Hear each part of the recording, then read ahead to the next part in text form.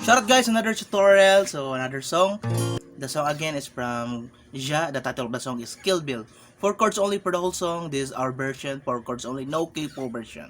And before start again, sa mga Filipino viewers natin, manipis sa string, check lang Shopee link sa baba. Guys, manipis ito, hindi masakit sa kamay, pang practice.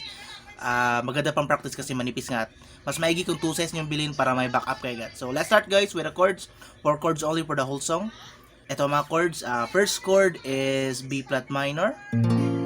So rather than my ex, B flat minor. So dito sa first fret. The second chord ay sa 6th fret guys. E flat, E flat.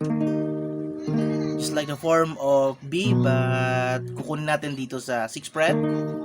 Okay. B flat minor, first fret. Then at the 6th fret, E flat. Then the third chord is G sharp at the 4th fret. 4th fret yun guys, 4th fret. Okay. Minor.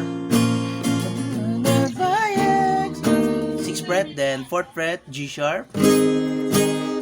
Then the last chord ay move lang tayo pababa sa first fret, F. Okay? So that is the chords. And the string pattern ay ito, down, down, up, down, up, down, down, up, down, up. Okay? Timing natin, timing. Down, down. Play natin, play natin. Down, down, up, down, up, down, down, down, down. 6th fret, then 4th fret, down, down, up, down, down, down, then F.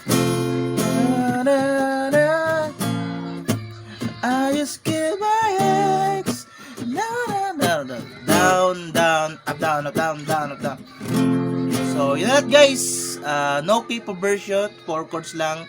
At pati ang string pattern. At saka nga pala siguro magtuturo ako ng with Capo version. Next upload, with Capo, okay?